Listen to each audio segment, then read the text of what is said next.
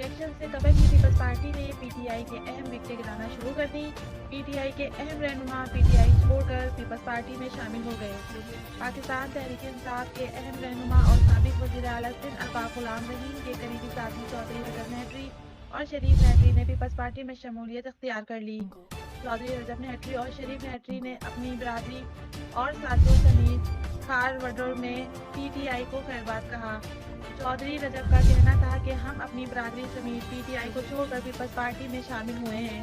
बिलावल भुट्टो जरदारी की क़यादत पर एतमाद करते हुए पीपल्स पार्टी में शामिल हुए हैं। इस मौके पर पीपी रहनुमा डॉक्टर नूर अली शाह ने कहा कि पीपल्स पार्टी में शामिल होने वाले चौधरी रजब और शरीफ नेहट्री को खुशामदीद कहते हैं। 2023 के इलेक्शन में अवाम पीपल्स पार्टी का साथ देगी। पीपल्स पार्टी में शमूलियत बिलावल भुट्टो जरदारी पर अवाम के एतमाद का मुज़र है। इंशाअल्लाह मुस्तक़बिल का वज़ीर आज़म बिलावल भुट्टो जरदारी होगा।